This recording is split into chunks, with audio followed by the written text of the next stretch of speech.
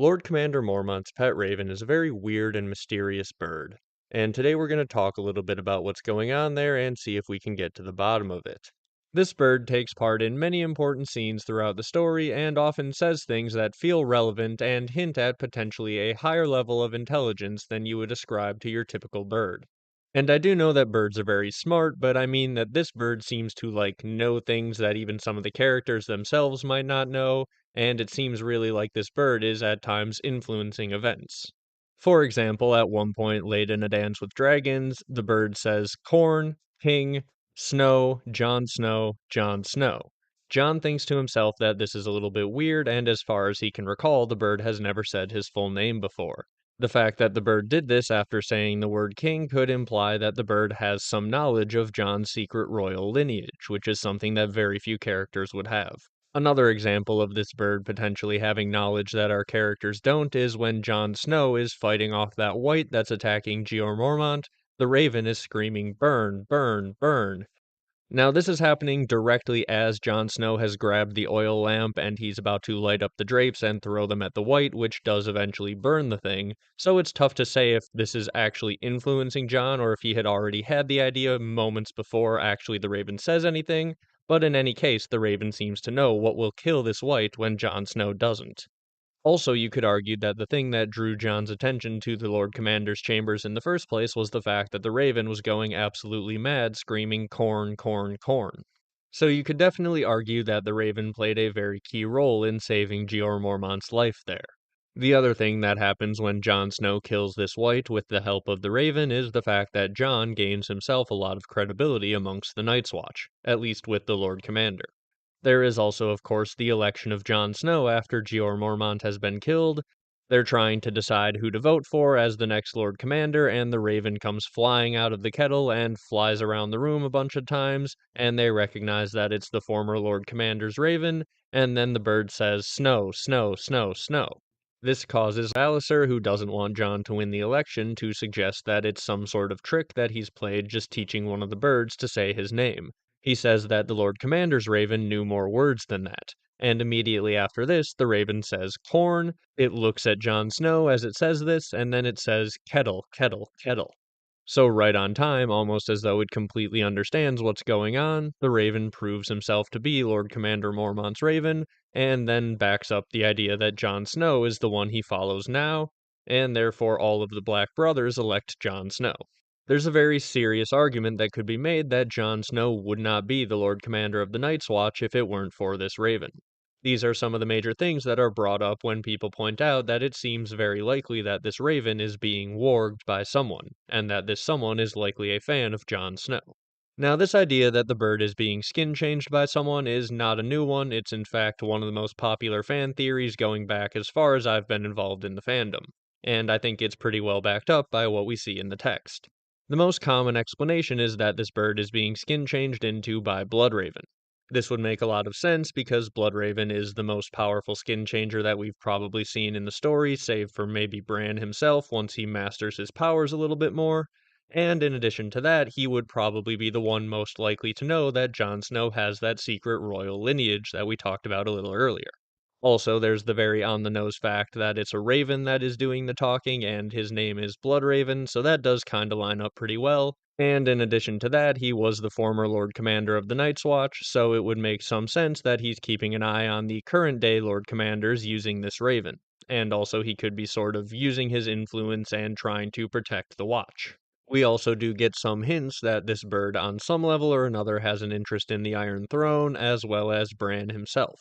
When Jon Snow gets news that Bran is going to live, the bird lands on his shoulder and says, "Live, live, live," which could just be word repetition, but again, if you're taking into account everything that goes on, it really does seem like this bird has some sort of awareness of what's happening. And there's also a moment when Jeor Mormont says that there's currently a boy on the Iron Throne, and the bird repeats, "Boy, boy, boy," which could be him taking a little bit of a shot at Joffrey. There's a lot of things that line up really well with the idea of Bloodraven being inside this bird. There's just one little thing that makes me think that it might not be 100% confirmed. That is something that we talked a little bit about last episode, which is, of course, the magic of the wall. because as far as we know, the wall is a magical barrier that prevents warging from one side to the other. Jon Snow is completely cut off from Ghost when they are on opposite sides of the wall, and every incident that I just listed took place on the opposite side of the wall from Bloodraven.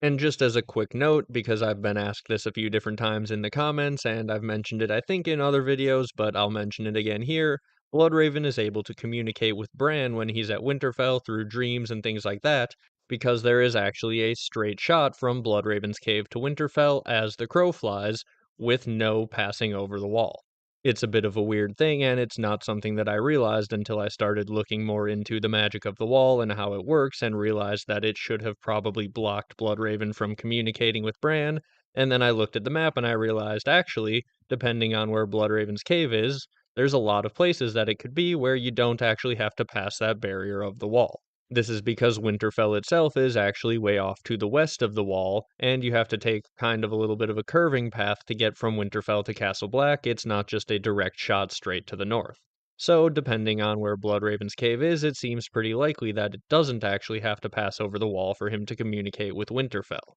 This to me makes it seem like maybe you should at least question the idea that it is Bloodraven actually inside of this bird whenever any of this stuff happens. I would still say that he's probably the most likely option for who's controlling Mormont's Raven, but at the same time, we have to find a workaround for the magic of the wall blocking that connection. If it is indeed Bloodraven inside this bird, I would say that the most likely workaround for how he's getting through the magical barrier of the wall could have something to do with the fact that he is strapped into the Weirwood net. If the Weirwoods are all connected in the way that they seem to be, and they sort of seem to allow you to project your consciousness to view different events and things like that, it would also make some sense that he could project his consciousness onto the other side of the wall, and then warg into the bird from there. In addition to this, as many of the viewers of the channel will know, I think there are very likely to be Weirwoods inside the wall itself, and that the source of the wall's magic is likely this line of Weirwoods that are planted within it. This could mean that strapping yourself up to the weirwood trees, if they're all connected to all of the trees within the wall, would maybe mean that you, once you're strapped up to the trees, are the only one who would actually be able to pass the barrier of the wall using this warging type of magic. So that right there could explain the difference between Jon Snow and Ghost being cut off and Bloodraven and Mormont's Raven being able to be connected when they're on opposite sides of the wall, but you'll have to let me know what you think of that idea down in the comments. Also, since we're really diving down into the details of how these Weirwood walls seem to block warging magic, I feel like this is a good time to bring up the fact that it seems like once you're inside the structure that is warded, you can warg your way out, but you can't warg from the outside in. This is clearly on display when we look at what happens with Bloodraven's cave and Bran's warging abilities. He is inside the mind of Hodor when Hodor passes over the barrier between the two Weirwoods to enter the cave, and Bran is ejected from his mind and he can't warg into him when he's on the outside of the cave and Hodor's on the inside. But once Bran is inside the cave and Summer is on the outside, he can warg into Summer and view things that are going on outside of the cave. To me, this would make a lot of sense if you have the ability to magically control and make this one-way block of your magic, that you would do this when you're building your warded magical structure.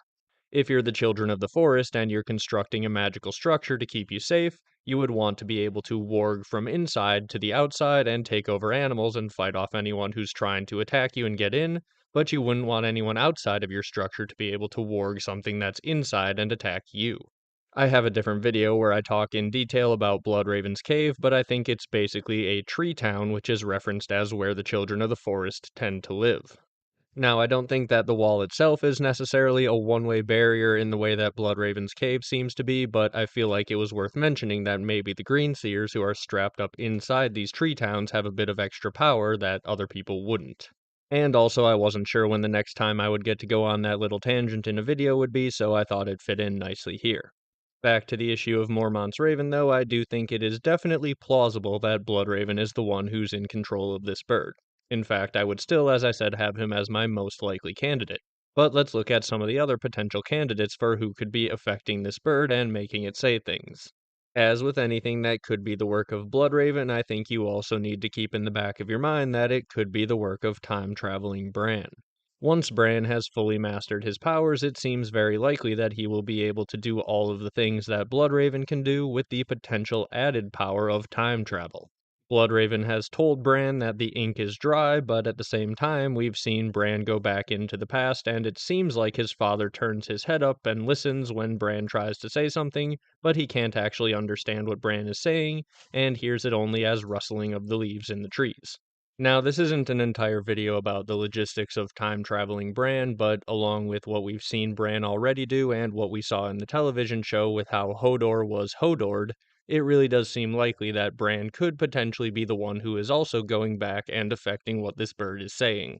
But besides just Bloodraven or time-traveling Bran, there's actually another option for someone who could be living inside of this bird. And weirdly enough, this is someone who is kind of confirmed by the text to be living inside of this bird. That would be a long-dead child of the forest. When Bloodraven is teaching Bran to jump inside the minds of these birds to fly around and observe things, one of the things that Bran notices is that there's someone else living inside of the bird, and he goes back and tells Bloodraven about it, and Bloodraven basically tells him, yeah, every single one of these birds actually has dead children of the forest living in them. Don't worry about it, they won't harm you. They're just kinda hanging out in there. This is a pretty wild thing that is brought up just once and then kinda left there, but it does also line up weirdly really well with the idea that the children of the forest sort of spy on the first men using all of their powers, and of course wargs get a second life inside their animals, and apparently you can just jump from bird to bird after death, and that would be what explains the fact that these long dead children of the forest are hanging out in every bird by this point. This is a pretty big revelation when you also factor in the fact that apparently the first men used to use ravens to send their messages without ever actually writing the messages down. They would tell the message to the bird, and then the bird would fly off and tell the message to whoever they were sending it to. Another way that you could take this is that all of these first men lords or kings who used to send these messages were actually all skin changers, then they could just skin change into the bird and go tell the recipient whatever the message was. I don't know if we know for sure if that's what Bloodraven is saying, that all of the First Men Kings who used this system were skin changers, or if they would just use the abilities of skin changers to fly around in the ravens and send the messages, but either way, it's pretty interesting. People like to talk about how the maesters seem to have a lot of power over the lords, given that in some cases the lords themselves can't even read, and the maesters are the ones who read them their messages and the ones who run the mail system. But that's nothing compared to what the children of the forest once had. I think that all of this put together makes it possible that you could have a situation like Mormont's Raven, where you have a very intelligent bird that knows lots of things, all because there is a dead child of the forest who used to work with Bloodraven, or a dead skin changer who used to work with Bloodraven living inside of the bird. So definitely let me know what you think of that idea as well. Do you think it's possible that the raven that Mormont has as a pet is basically closer to the ravens that used to exist and send messages to the first men, and that there's some sort of more powerful magical consciousness in this bird than what we typically see in, your average raven or crow? Also, just a side note about the fact that apparently all of these crows have children of the forest living in them. That means that all of the ones that are screaming corn when Bran is climbing and that are basically encouraging him to climb up to feed them corn, all of them are basically confirmed to be children of the forest on some level or another. I don't really see any other reading of what Bloodraven tells him when he says all of the birds have children of the forest living in them. If Mormont's raven is like all of these other birds that have children of the forest living in them, that would be another explanation for how the barrier of the wall isn't actually preventing the connection, because Bloodraven wouldn't need to be connected. It could just be someone who used to work with him, or someone who knows what's going on that's living inside of the bird. In terms of the main question of the video, though, who exactly is living in Mormont's raven, I think that if I had to put it at like a percentage chance, I would say it's about 60% chance that it's Bloodraven, the most straightforward answer, and then like roughly a 20% chance of time traveling Bran, and like a 20% chance of just an old dead skin changer or a child of the forest who happens to be living inside the bird, leaving us with basically a 0% chance that this is a completely normal bird with nothing else going on. I am obviously up in the air on who exactly is behind all of this, and I think we'll need to wait till Winds of Winter or potentially even A Dream of Spring to get more clues. But that doesn't mean we can't speculate on it, so definitely let me know what you think about all of this down in the comments. Thank you all very much for watching, make sure to like and subscribe if you haven't, and I'll be back with something else very soon.